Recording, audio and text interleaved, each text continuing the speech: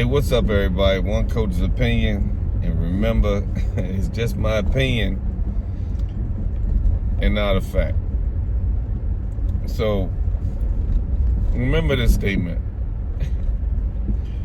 Anybody and almost everybody can learn to punch. That's a general statement. Correctly punching, when to punch and stuff like that goes, but just plain punching. Because it seems to me in training, especially older guys, the only thing you guys care about is punching. And there's a lot more to boxing than punching. Punching is almost one of the last things you want to learn when you box. It's one of the easiest things to teach, because a lot of people that's what they want to go to. But the exercise, the endurance, the timing, you got to realize, boxing, all boxing is based on a time limit. I don't care if you're sparring.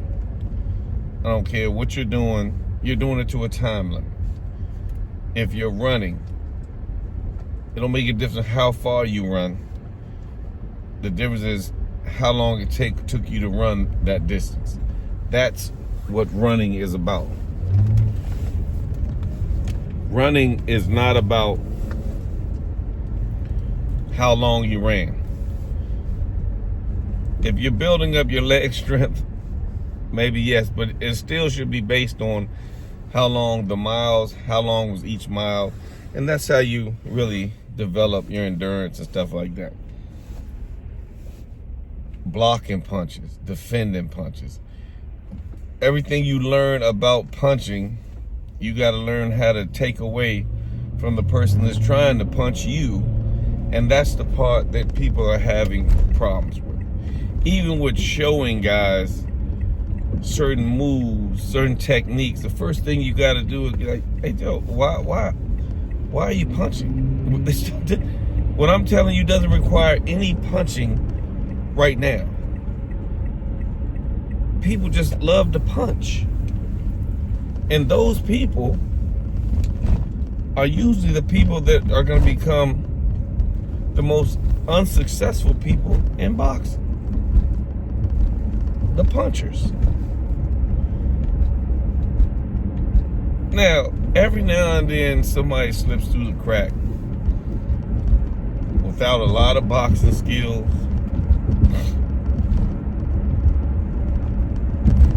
And, well, let's just say Deontay Wilder. It is amazing to probably any boxing coach that Deontay Wilder became as successful as he did with the limited amount of skill that he has. Now, and for what I'm starting this conversation off with and what I'm talking about, punching is the reason why Deontay Wilder was so successful. And I'm not talking about his punches. I'm talking about the guys he fought that instead of trying to nullify and take away the one thing he had, they probably had attitudes like, I punched just as hard as he punched. I put on my pants like he put on his pants. Blah, blah, blah. In boxing, trust me, everybody does not put their pants on the same way. If you get the metaphor.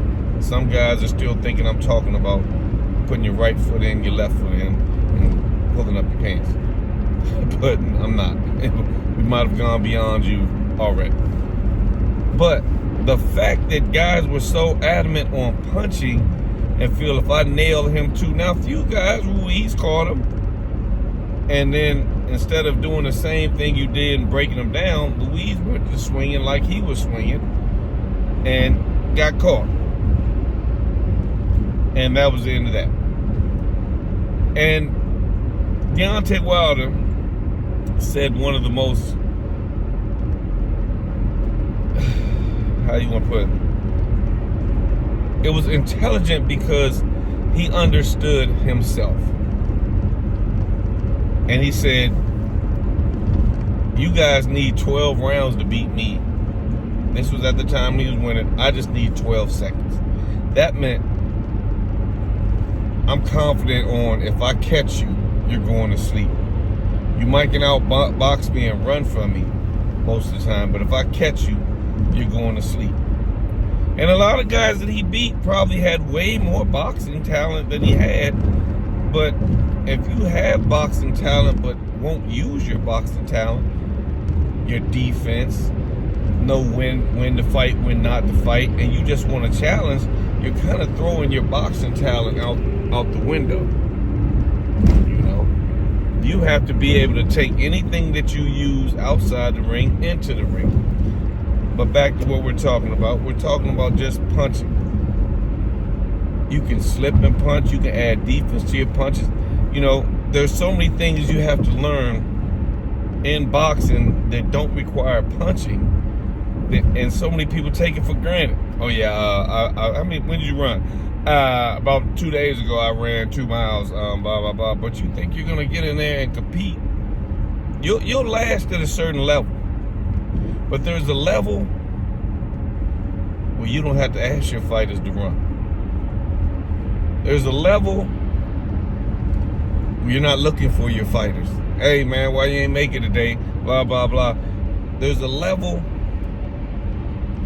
where a lot of excuses aren't being made. People have the right people behind them, so you can't make those excuses. There's a level in which some fighters might have proper child care. I've seen this. Man, my son, I gotta do this. I gotta be able to pick him up by this time. That's fine. I gotta take him to the doctor. I'm gonna miss tomorrow and the next day. My son, and that's fine. As a man, I have to look at you and say, you're doing the right thing. But that has nothing to do with the fact that we have a fight schedule in 3 weeks. Would you like to try to get out of this fight? If your child or something is in the way of you training, because there's no reverse. Anything that you acknowledge after that fight that hurt you in that fight becomes an excuse. If you acknowledge it before the fight, it's not an excuse. It's a fact. It's a reason. It's a valid reason. If anything keeps you out of the gym 3 out of 5 days and you train 5 days, and it's that important to you that you're missing the gym, it is definitely good judgment and acknowledgement. But after the fight, if you're bringing it up, man, you know, my son was sick, or man, you know, my car had broken down, and this and that and this, and thinking of 1,000 reasons to why you weren't successful in this fight, those become excuses now. They're valid. Don't get me wrong, they're valid. They're valid reasons why you didn't come to the gym. But they're also reasons why you weren't successful. And that is where people start saying, oh, he just making up excuses. He just making up excuses. You know what I'm saying? You still have people ragging on Devin. A guy got caught cheating with performance-enhancing drugs. And there's guys like that are saying, this is what kills me. And I hated that it's our people against our people. But some people brag so much that when they fall, their own people don't support you. And that's what really happens with black people, to be honest. Our braggadocious makes people not want to, they make them want to see you lose. So, you got PEDs, performance enhancing drugs, and people say, I don't care what he was on, he was going to whoop Devin anyway. That's just Devin's excuse. It's not. If it's the actual excuse after the fight. If you know going into a fight, you have a broken bone in your hand, you could try to hide it. You could try to work through it. You could try to do whatever you want, and it's a legitimate reason why you lost your fight. But after if you acknowledge it after the fight, then it becomes an excuse, and it's not a reason anymore. So I say this to say, learn the facts. That we're getting a little off topic, but learn the factors beyond punching. I'm the type of coach that if I teach you how to throw a jab, I want to teach you how to block a jab. If I teach you how to throw a 1-2, I want to teach you how to block a 1-2. And so on, and so on, and so on. I want to introduce defense, really, before I might introduce a jab in your stance and a jab, maybe 1-2 or 3-piece. But then I'm introducing defense. I don't like it when my guys get their head snapped back in sparring. If I see you get your head snapped back 2 or 3 times, or say 3 or 4 times in sparring, it might be time to cut the sparring off. Unless you're just totally outmatched in there, then it still could be a time to cut the sparring off. I mean, trying to figure out if you're getting ahead now, if it's just a guy sneaking in a shot, your hand was actually up there, he's pretty tricky, knows that lands. As a coach, I can recognize that. Hey, yeah, I mean, your hands were up, you know what I'm saying? But usually, it's lack of defense, the reason why a guy can't perform, and he can't figure things out.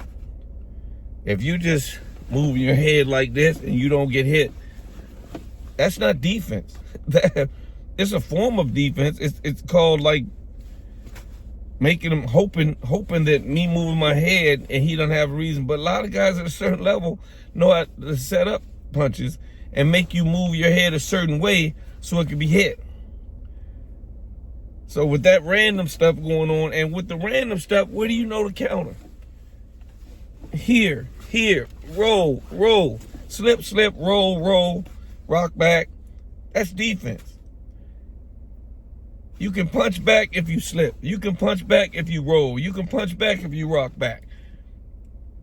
But if you just, or automatically ducking, I've seen guys do jab sparring, just jabbing, and the guy's constantly ducking. Why are you ducking a jab? Even if somebody jabs to your stomach, you wouldn't duck to block it. You would kind of like parry it off the way or something. But you're not gonna, there's no reason to be ducking. And a lot of people don't know how to block certain punches or defend certain punches. They just know what their defense is. When I make these moves, I don't get hit. Until you face somebody that understands how to hit you when you make those ridiculous moves that you've been getting away with for years. 50 Cent said something. He said, you'll only get far in the world as the people you talk to. The people you're willing to talk to. That's about as far as you're going to get in the world. You're talking to a bunch of dudes on the corner and y'all making plans of what y'all should be doing. That's about as far as you're going to get, is that corner. Unless somebody in that circle is talking beyond the circle and pulling you guys with them. That's a difference. But if all y'all had the same ideas and it revolves you on that same circle of no growth, then nobody grows. Same with boxing. You'll only get as far as the guys you train against or train beside. If you spar guys that you're getting out on all the time, if you're the best guy in your gym and nobody poses a threat when you spar, you need to be going to other gyms or calling other people for sparring. Because even if you dummy down and work on things, you still need some actual sparring in there. And if you're pounding on somebody, every day in sparring, and then getting out, unwrapping your hands like, whoo, you're not growing at all. You're just in there with the guy that your limited skills will work with.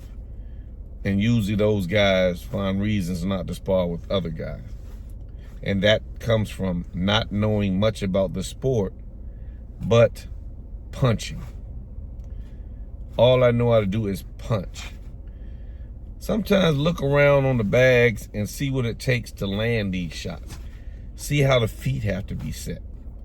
You could actually look at a guy work a bag and tell what type of defense he has, to be honest. Unless he's just that good where he doesn't incorporate his defense into his bag work, which I've kind of yet to see in close to 30 years of training.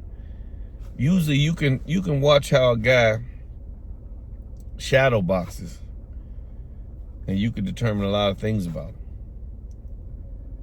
So shadow boxing, running, push-ups, sit-ups, learning to defend punches, learning to knock punches down, learning a bunch of crafts beyond punching. Some guys you try to train, I'm telling you as a coach, you try to train them and their mind is so set on punching that you can go no further. They're locked in. You actually bore them. You have to get them to pay attention. Hey, man. So why you, I'm not finished talking. If you ain't talking about how to land a punch or a harder punch, some of these guys aren't interested in what you got to say. And those are the guys that aren't going to go but so far in this boxing game. You have to learn more about boxing than punching. Mike Tyson was known for studying under one of the best coaches, fundamental boxing coaches ever. I don't hear how his career ended. I want to hear how it started off. As a 14-year-old, 15, 16-year-old powerhouse punching kid. Believe me, back then when he was knocking out grown men, he was doing it with skill. It wasn't just we got a hard-hitting 15-year-old that swings for the fences. And when he lands, you go to sleep. Mike knew how to set his punches up. You watch his early fights with Kevin Rooney, when Kevin Rooney might be like, man, 397 or 127 or whatever he might call out, and Tyson knocked the guy out and Kevin Rooney's in the corner like, what's up? And Tyson's like, yeah, it worked. That Mike Tyson probably never would have lost. Never would have lost because he was a student to the game. He listened to his coaches, and he just was amazing, an amazing fighter. The Mike Tyson that we all seen once he got the money, once he got the problems, once he got Robin Givens in there, once he got certain trainers in there you never recognized, or you seen, who was that guy training Mike Tyson? I watched one of his old videos. Exactly. You know what I'm saying? That's when you feel your talent level has grown to the point where you don't need a coach. If you don't understand what I just said, try to. Your talent level can never get that high. And when guys get to a certain level and they feel that way and they figure they're just going to swap out or do whatever, make sure you get a good replacement. Somebody that understands where you're trying to go, because the coach does matter. It does make a factor, believe it. Coaches create habits in their fighters. That's why sometimes you can recognize, oh yeah, that's one of so-and-so's kids. That's one of so-and-so's kids. Because the way he trains, he puts habits, good or bad. It could be a terrible kid. You can say that's so-and-so kid. All his kids have the same bad habits. Coaches create habits in their boxers. And a great coach can create different habits in different boxers where he can have a stable of fighters that all of them have good fundamentals, but they all are different. If somebody comes over and spars two guys, he might be like, sparring these dudes are different. They have learned their craft, their way, and they're fundamentally sound, but they're like two separate fighters under the same coach. That leads to a great coach. Nowadays, coach of the year is whatever fighter did the best that year, and he becomes coach of the year. And I guess it's hard to say if you got a guy that's won 2 world titles in a year and you got another guy that has 3 contenders that all remained undefeated, you're going to look at that guy that has the title on top and say, yeah, he's coach of the year. Not the guy that's actually grinding and raising a bunch of fighters to come up. Some of these coaches of the years, pay attention, have one guy that got him there. Let me get a coach of the year that has more than one guy, and I'll give him his coaching credit all day long. as being a fantastic coach. You've done it with more than one person. One coach's opinion, just remember, it's not all about punching. Boxing is way more than just punching. Learn that, you become a better boxer. One coach's opinion, I'm out.